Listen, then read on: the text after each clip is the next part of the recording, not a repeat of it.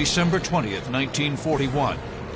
10 Japanese twin-engined Ki-21 Sally bombers fly toward the southern Chinese city of Kunming. As they near their target, the Japanese bomber pilots are stunned to see 4 small fighter aircraft bearing down on them. The approaching P-40 Tomahawks open fire. Caught off guard, the Sallies quickly jettison their bomb load and turn full throttle toward home. But 10 more of the camouflaged fighters appear.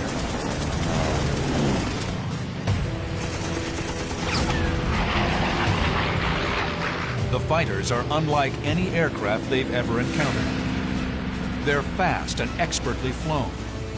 Their wings bear the national markings of the Chinese Air Force, but their nose sports the gaping maw of a great shark. It's the Flying Tigers, now in their first combat over the skies of Southeast Asia. Raining deadly tracers on the twin-engined aircraft, a fighter barely misses slamming into one of the Sallies and, at the last second, slides beneath it. The bomber bursts into flame and noses over in a death spiral.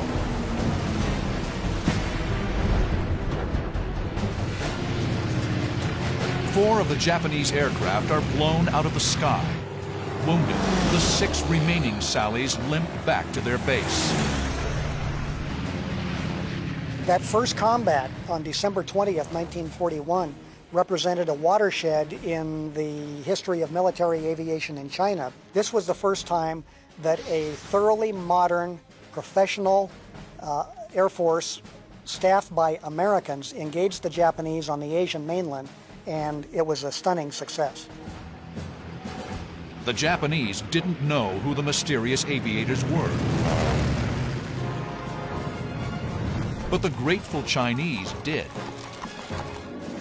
And when a Chinese newspaper recounted the lopsided victory, they gave these brave pilots a name.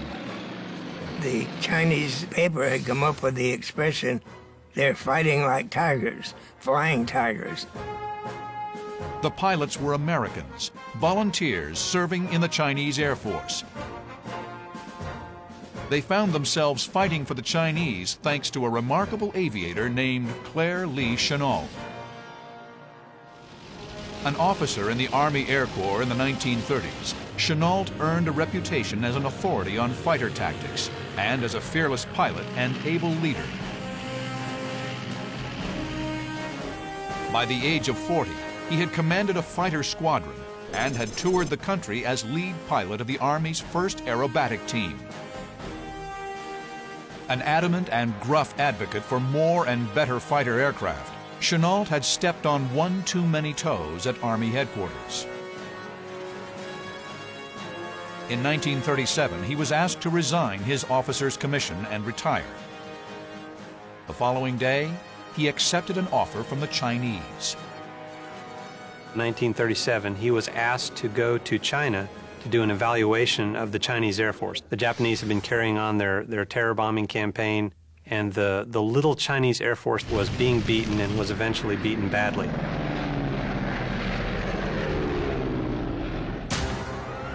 In 1937, 2 years before the outbreak of World War II, the Japanese expanded their grip on Manchuria. The Chinese suffered terribly. Its seaports were attacked, and natural resources were seized to feed the imperial war machine. Towns were bombed relentlessly as the Japanese adopted a terror policy called the 3 alls: kill all, loot all, burn all. With obsolete aircraft, the Chinese Air Force was no match for the efficient, modern, and brutal Japanese. Claire Chennault had a solution. The Chinese Air Force had been decimated, and it was important to keep China in the war. And the only way they could keep China in the war, they needed an instant Air Force. And the only way you're going to get an instant Air Force is to recruit professionals like the Army, Navy, and Marine Corps. So Chennault came back to the States to make his case. In early 1941, the United States was not yet at war with Japan. If American airmen were to fight the Japanese, they would have to do it as members of the Chinese Air Force. Working with secret U.S. government approval, Chennault put out the word that the Chinese were looking to hire qualified pilots and mechanics. They were allowed to resign from the U.S. Armed Forces, turn around and sign a lucrative contract with the Chinese government. The pay was very good. The lowest pay for a pilot was $600 a month. That's for a wingman. Then you had $650 for a flight leader, $750 for a squadron leader. So that was very attractive. At nearly 3 times the usual salary of a military aviator, word of the generous offer spread quickly. It didn't take long to fill a roster with 99 eager pilots. Recruiters also contracted about 200 enlisted aircraft mechanics, armorers, radio operators, administrators, and even a chaplain. By July 1941, the airmen had traveled to Kidao Airfield in Burma, an airbase borrowed from the British. It was strategically located 300 miles from Lashio, the last stop of the Burma Road, the main supply route into China. The single biggest reason for the Flying Tiger's existence was to defend the Burma Road. That road, which ran, as the name implies, from Burma into southern China, was the major supply route for sustaining Chinese military operations against the Japanese in that part of the world. At Kidao Airfield, they took possession of their new aircraft, the P-40, and an official name, the American Volunteer Group, or AVG. Chennault divided his unit into 3 pursuit squadrons. Each had its own logo, but in the fall of 1941, all the squadrons adopted the soon-to-be famous paint scheme for their Tomahawks. The menacing, grinning shark's mouth would become synonymous with the Flying Tigers. We're looking at a publication that comes out of India, and it showed a lot of these Aussie airplanes, the P-40, just like we had, and it showed the shark's mouth on it, and it lends itself so well to that airplane that we adopted it. By December 1941, the pilots of the AVG had been training for months, but had yet to test their skills. A few days before Christmas, they got their chance. On December 20th, they intercept and destroy 4 out of 10 Sally bombers before they strike Kunming, China.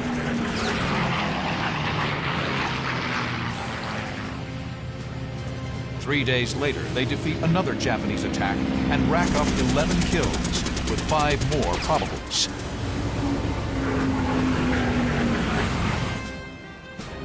And on December 25th, they down an astounding 24 Japanese planes, a present for Hirohito on Christmas Day. But these early actions are all defensive, stopping incoming bomber raids.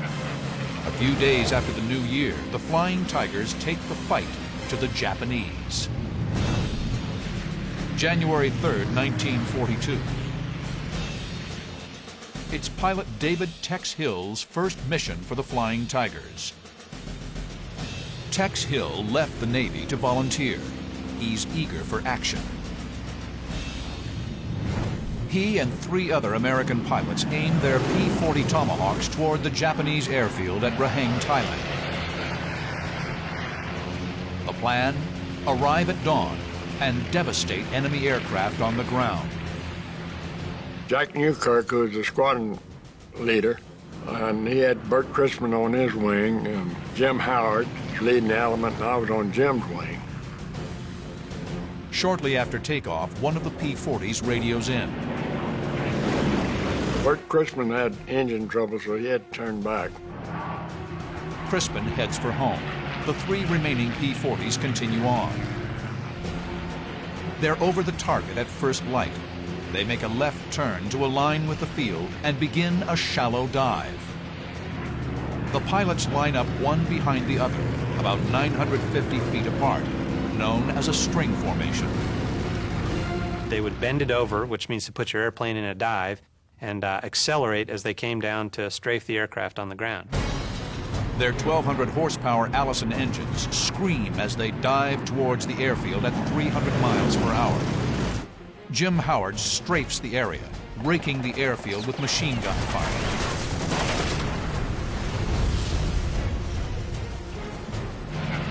Tex Hill dives after him, preparing his own strafing run. But the run is cut short.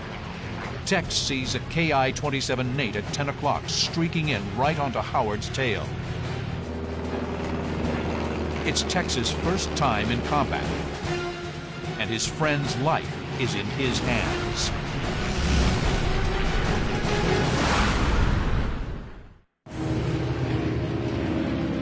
January 3rd, 1942. The Flying Tigers take the fight to the Japanese and attack an airfield at Raheng, Thailand.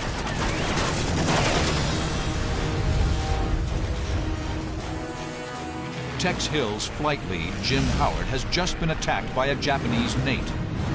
Jim Howard is here. The Nate is on his tail, here. Tex is here. Jim Howard strafes the airfield, and the Nate pumps lead into him.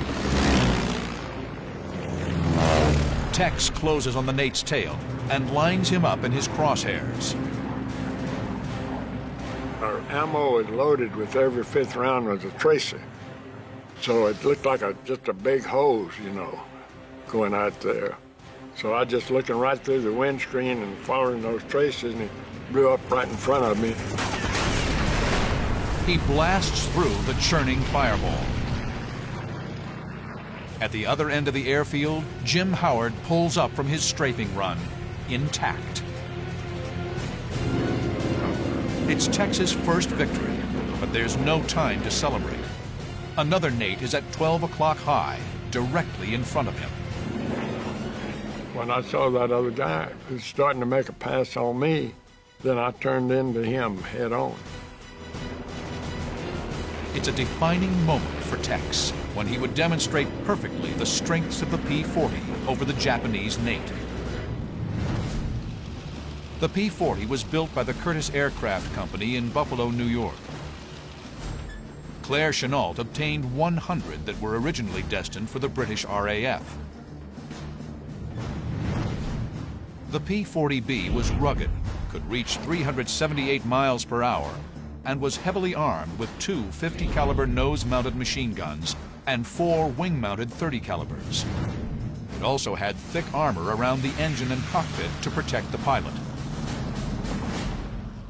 Its opponent is the Nakajima Ki-27 Nate, which entered service in 1936. The Nate had an air-cooled radial engine and fixed landing gear. Its top speed was 305 miles per hour, and it was armed with one 12.7 millimeter and one 7.7 millimeter nose-mounted machine gun. The P-40 had better firepower and armor, but it was heavy and could not turn with the much lighter Japanese Nate.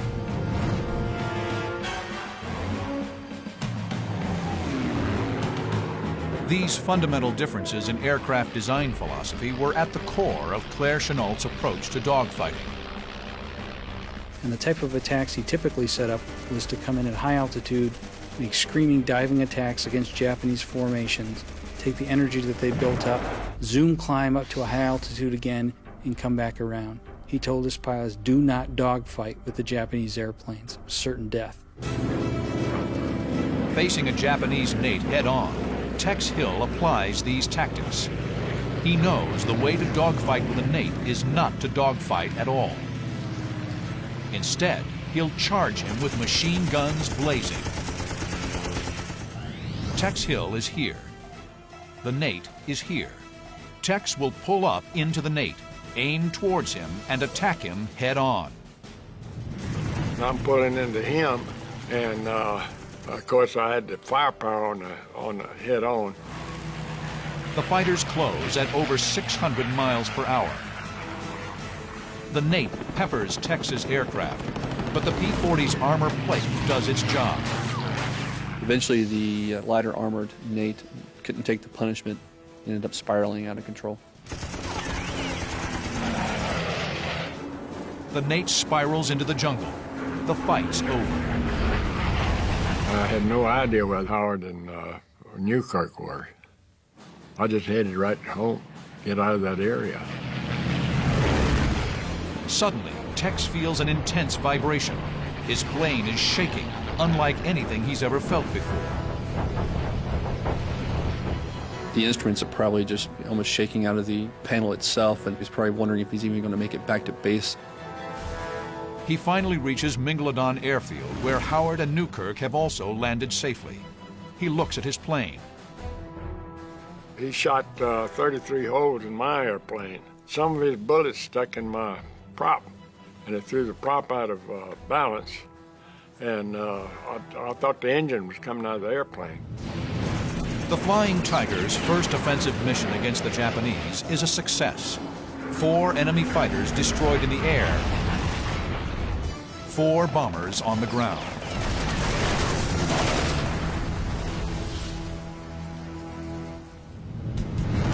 They were also gaining notoriety. The Flying Tigers didn't use military ranks or military discipline. They fought and played by their own rules, their raucous antics fueling their fame. In Rangoon, they rode water buffalo down the street. They shot up the chandeliers in their favorite watering hole. They even had a pet leopard. Chenault looked the other way, allowing the pilots to relieve the tension of constant combat, but he insisted on total discipline in the air. I think he was an excellent leader. If you did your job right, why, he would back you at every time. During its 6 months in combat, this handful of American soldiers of fortune claimed nearly 130 Japanese aircraft. 11 went down under the guns of Tex Hill's P-40 Tomahawk. Here's a ragtag mercenary organization of former Army, Navy, Air Force officers and enlisted men who took on the Japanese head-to-head, very close to Japanese home islands, and proved that the enemy, who appeared to be 10 feet tall, could be whittled down to size. But after Pearl Harbor, a mercenary army wasn't needed anymore. The full might of the U.S. military was now in the war. Despite their legendary combat record, the decision was made to allow the American Volunteer Group's contract with the Chinese government to expire on July 4, 1942. But the Flying Tigers would live on. The Army soon created the China Air Task Force to oversee the air war in the Far East. The mission and men of the AVG would be rolled into the new unit as the 23rd Fighter Group. The China Air Task Force came under the control of colorful theater commander Joseph Vinegar Joe Stilwell. The transition from the AVG to the China Air Task Force was somewhat messy. The pilots were being coerced to stay in the China Air Task Force, and it left a lot of bitter feelings. Stilwell brought in General Clayton Bissell to talk to the AVG. He could not have chosen a poorer man for the job. The Flying Tigers were gathered in an auditorium, and he basically laid it out. He said, "We want you to stay. If you don't want to stay, then you can go home, but we will have draft boards waiting for you at the gangplank in the United States, and you'll be drafted into the Army as privates in the infantry." The pilots didn't take well to Stilwell's intimidation and threatened to leave en masse. Claire Chenault reactivated his commission and was promoted to general. He set out to clean up the mess and preserve the fighting spirit that made the Flying Tigers famous. He called Tex Hill into his office. And Chenault said, "I think Bissell poisoned them. I don't think many of them are planning to stay. If I lose you, Tex, I'm not sure what I'm going to do." And Tex immediately said, "General, I'll stay as long as you need me." Chenault was obviously relieved and asked Tex to kind of talk to some of the guys and see if they would stay on, because these were the veterans. In the end, 26 out of the remaining 90 AVG pilots and 57 out of 190 ground crew extended their contracts for 2 weeks. enough time to train the new arrivals. Tex and Chenault persuaded 5 Flying Tiger pilots to stay on longer to fight with the new command. On July 29, 1942, the new Flying Tigers would be in action. The Japanese mount a concerted effort to wipe them out. Several nights in a row, waves of Japanese bombers pummel the airstrip at Hengyang Airfield. Frustrated by the attacks, a soft-spoken, talented fighter pilot named John Allison approaches Tex Hill. I said to Tex, as the AVG tried to stop him at night. And if I remember correctly, he said, well, we made some attempts, but we were never very successful at it. So I said to Tex, well, if they come tomorrow, I'm going to be up there. The bombers do return, and this time John Allison and Tex Hill have a plan. It would be Allison's first taste of combat, and under a full moon, he would engage in one of the most famous dogfights in Flying Tiger's history. July 29, 1942, a full moon shines brightly over Hengyang Airfield. The Flying Tigers are in action again, and John Allison will get his first taste of combat. Allison has been alerted that a Japanese bomber formation is en route to attack the Tigers' base. He straps into his P-40 and launches into the air. John Allison reminds me of no one as much as Jimmy Doolittle. They're both short in stature, very focused, precise types of aviation professionals, but when each of them climbed in the airplane, strapped in and started the engine, there was a personality change. Tex Hill and John Allison have worked out a clever tactic to detect and engage the formation. Previous raids had shown them that the Japanese liked to bomb targets from 15,000 feet. We didn't want them to get underneath us because at night you just can't see them, although you could see the flame from their exhaust. Allison and veteran AVG pilot Ajax Baumler will be flying in a position called up moon. Lacking radar or navigation aids, the moonlight is their only help in detecting the Japanese. If the Japanese come in at their normal altitude, both pilots will see them silhouetted against the moonlit sky. If the Japanese come in under Allison, Baumler will see them. If they come in under Baumler, they will be low enough for the ground crew to spot them and radio in. Baumler levels off at 9,000 feet. Allison continues on to orbit at 12,000 feet. Somewhere in the darkness, the formation of 6 Japanese Ki-21 bombers approach in 2 3-plane elements. The Mitsubishi Ki-21 bomber, better known to the Allies as the Sally, was the workhorse of the Japanese Army Air Force in China. It could carry over 2,000 pounds of bombs. The Sally had incredible range, but this came at the cost of crew protection. It was very lightly armored. A fighter could shred the Sally with machine gun fire if he could get in close, but he would have to brave its 2 trainable 7.7mm machine guns, one in the nose and one in the tail. Allison gets a radio call. Crew at the airbase can hear the Sally's engines over them. Finally, they were approaching our little airport at Hengyang from the north. Allison and Baumler scan the skies, peering through the darkness for a glimpse of the bomber's exhaust. Allison twists his head around and catches a flash of exhaust. 3 Sallys above him. I was 3,000 feet below them. I immediately opened the throttle full power and started to climb, and I said, okay, fellows, watch the fireworks. Allison targets one of the 3 aircraft, but misjudges his closing speed. My airplane was climbing fast and also going much faster than the bombers, and I turned to follow them, and I was right in the middle of the formation. Suddenly, streams of tracers bracket Allison's P-40. They were shooting at me, and my radio went dead. They had hit my radio. This is before I'd fired a shot. And they'd put one round right through the seat and into my parachute. His engine is peppered as he flies through the stream of bullets. Allison must act quickly. In order to reposition himself behind the bombers, he'll rudder hard left and throttle down. It causes his plane to skid to the side and dramatically cuts his airspeed.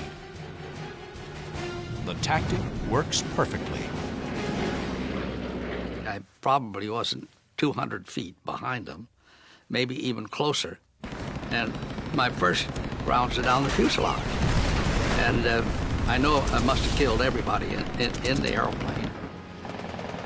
The attack from point-blank range shreds the bomber. The wounded Sally pitches hard up, hemorrhaging oil, which splatters Allison's windshield.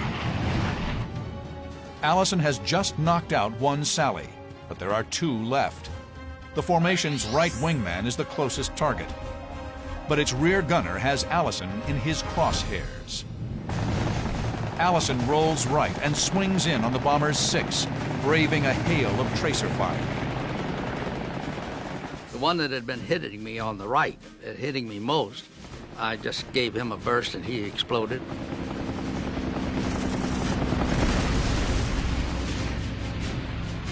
It's a confirmed kill. There's just one Sally left in the formation. The leader, but Allison's P-40 is wounded. It's taken a tremendous beating. I didn't realize how hard I'd been hit, but they'd actually knocked a 5-inch hole through the crankcase, and all the oil was draining out, which I didn't know that. Thanks to the P-40 and its ruggedness, it kept flying. Allison brakes left, slams his throttle forward, drawing a bead on the lead Sally. His bullets impact the aircraft's left engine. Trailing flaming debris, the Sally disappears into the darkness. It's Allison's third bomber. But with flames licking his engine cowling, it's time to head back to base and try to make an emergency landing. When the airplane really started to burn, I kind of panicked, and I was going so fast I couldn't get into the airport. But fortunately, the river was right out ahead of me, and I said, oh, well, I can make the river. Allison puts his crippled P-40 into the Xiangqiang River. I popped out of the airplane, swam over to a log raft. A Chinese young man ran out across the logs, pulled me up, and in my best Chinese, I was shouting, I'm an American, I'm an American. 4 of the 6 Japanese bombers sent to strike the airfield are shot down. But these 6 bombers are just the first wave. Only hours later, in the light of day, the Japanese would send a far larger formation to eliminate the Americans once and for all. And this time, they're bringing escort. A formation of advanced fighters more powerful than the Nate. They'll test the Flying Tigers like never before. July 30th, 1942, Southeast China. The 75th Fighter Squadron of the Flying Tigers scrambled to intercept a formation of enemy aircraft sent to level their home base at Hengyang Airfield. Tex Hill leads 10 P-40s into the fight. Hill climbs to meet a formation of 27 Japanese fighters that are leading the onslaught.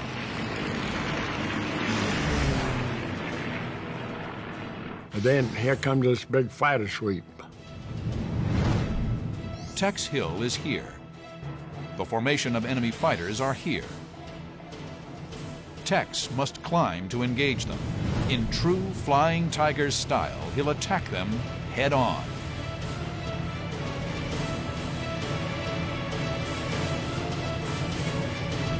They aren't the familiar Nates. The fighters are a newer, advanced Japanese aircraft. The Nakajima Ki-43 Oscar is the successor to the Nate. And entered service in the Pacific in 1941. Like all Japanese fighters, it traded armor for performance. Powered by a 1,150 horsepower engine and armed with two 12.7 millimeter machine guns, it could fly faster and higher than the Nate. And they were flown by skilled Japanese Army pilots. All through the 1930s, the Japanese developed their military air arm. Both naval and Army aviators were highly skilled warriors of the Emperor. The Japanese military culture was extremely mission-oriented. It was said that every Japanese warrior owed the Emperor his life. And if the mission called for sacrificing his life in advancing the cause of the Emperor, who many Japanese literally considered a living god, that was not only required, it was also deemed a significant honor. Those guys were very well trained. I said, you know, the Japanese, anything that they did or set out to do, they just really excelled in it. The Oscars spot the P-40s and move to engage. Tex opens his throttle, leading his squad of P-40s into the teeth of the Japanese assault.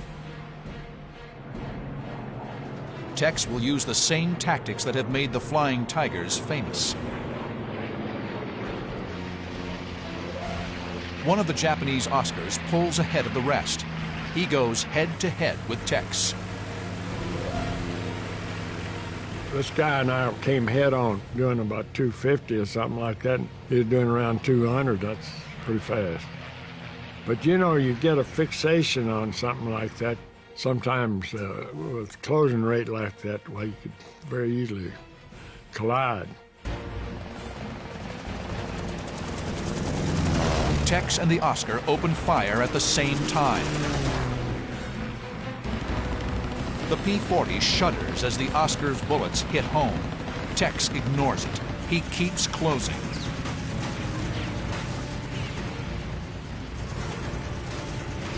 His 6 machine guns have a heavier weight of fire than the Oscar's two 12.7 millimeter guns.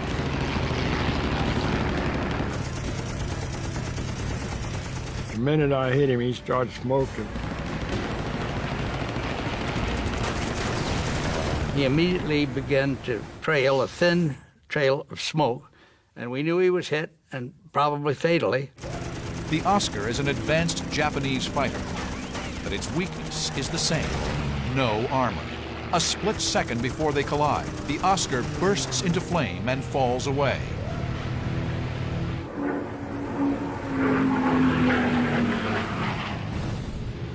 Tex Hill's P-40s went on to down 15 enemy fighters in the raid. The Japanese attack fails, and the Flying Tigers' home airfield is spared. The Japanese effort is derailed by Chennault's well-honed tactics. Avoid the turning fight and use the P-40's superior speed, power, and heavy armament. The tactics that worked against the Nate were equally effective against the Oscar. The China Air Task Force goes on the offensive. Japanese military and industrial sites are targeted throughout Southeast Asia. August 12, 1942, B-24 heavy bombers, supported by Flying Tiger P-40s, attacked the key shipping center at Haiphong, destroying ships, airfields, and vital supply dumps. In October, P-40s dive-bombed Japanese supply lines and strafed convoys in Burma. On November 27th, the largest force in China Air Task Force history strikes the port city of Canton on the Pearl River Delta.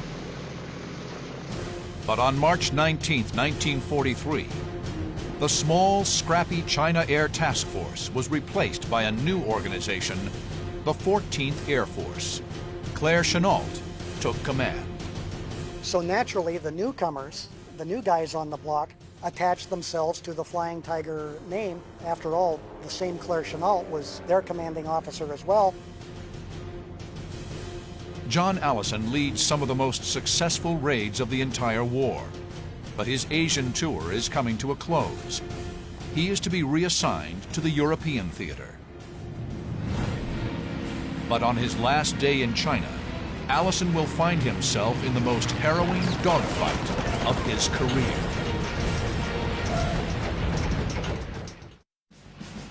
May 31st, 1943, John Allison's last mission as a flying tiger in China. He's flying with a squadron of Chinese pilots. One Chinese squadron had just gotten brand new P-40s, and General Shaw asked me if I would go up and fly with them. And I said I'd be delighted to do that. Since before the Tiger's arrival in China, Americans had been training and advising nationalist Chinese pilots. I had 7 Chinese pilots, and I should have had 2 American wingmen, but one of them couldn't get his airplane started. Allison and his Chinese wingman escort B-24s in a mission to attack a Japanese base at Ichang. The bombers, proud to be a part of the Flying Tiger's legacy, have painted each B-24 nose with the famous shark's teeth. There's heavy cloud cover as the P-40 fighters and B-24 bombers reach the target at Ichang. Allison spots a break in the clouds. He'll go down to reconnoiter. He radios the rest of the formation to stay above the clouds. I said, let me go by myself. So I started, and I turned around, and I looked back, and I've got myself and my wingman, and then behind us are these 9 B-24s. And while we were having this conversation, all of a sudden, it's just as if someone had taken a handful of pepper and thrown it up through these black spots were busting through the ceiling. 20 Japanese Oscars have suddenly appeared. They're heading directly for the B-24s. Allison is here. The enemy Oscars climb towards the B-24s here. Allison must find some way to engage and divert the fighters from the bomber formation. He must act quickly. The lighter and more agile Japanese fighters are closing fast on the B-24s. Allison jams the stick back and rudders right in a climbing turn. And I found myself climbing with all these Japanese fighters. He pulls up on an easy target, an Oscar right in front of him.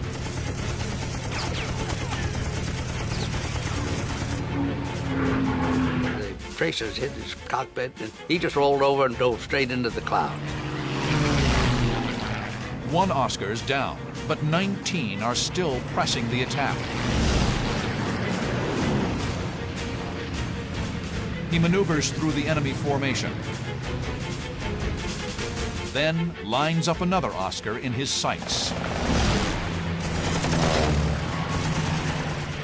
I hit him, and he did catch fire. So I knew I got that one.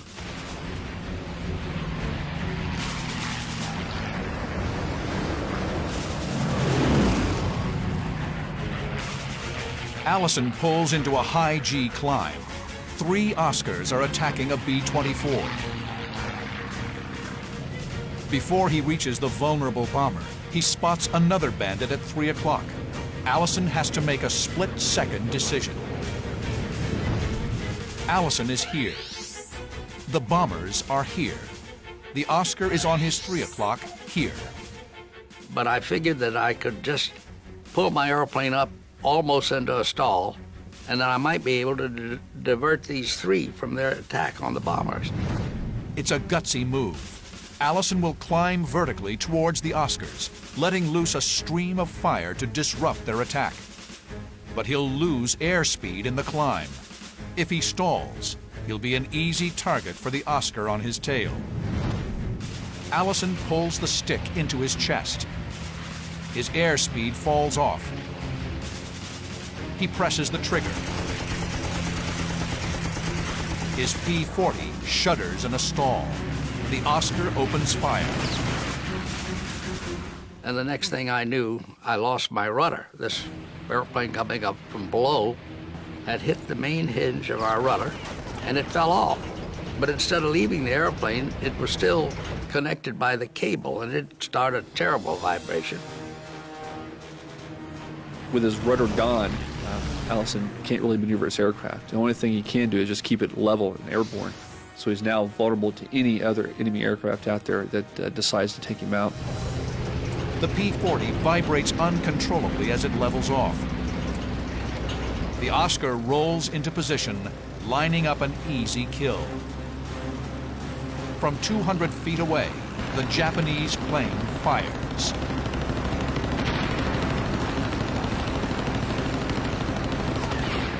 Pieces fly off Allison's fighters. The rugged P-40 absorbs the hits, but it can't stay in the air much longer.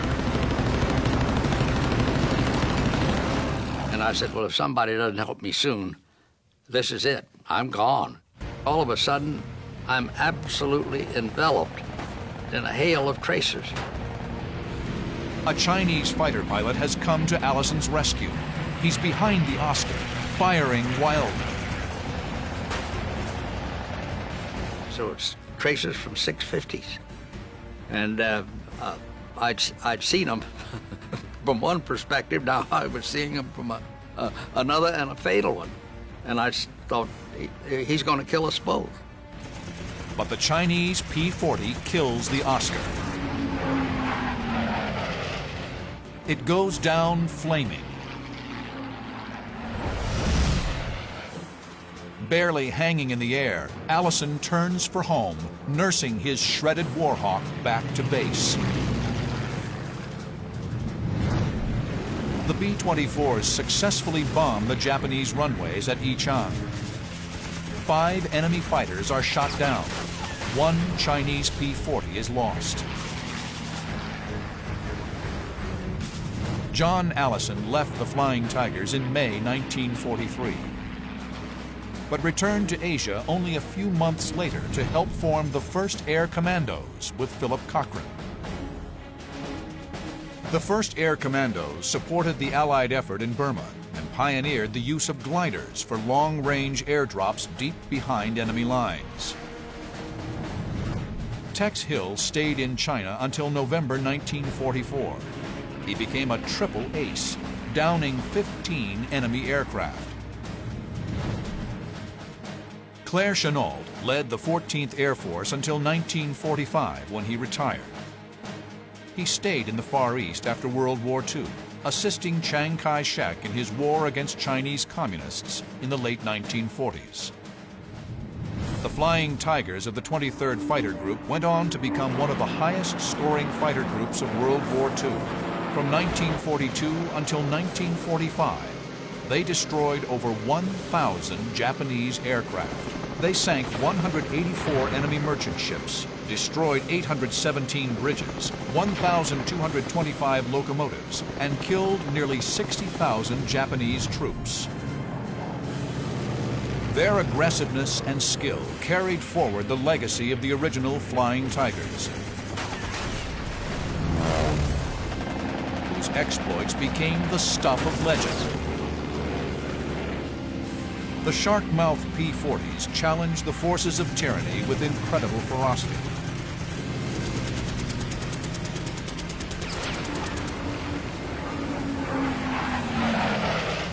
Raising the spirits of millions of Americans and Chinese in the darkest days of World War II.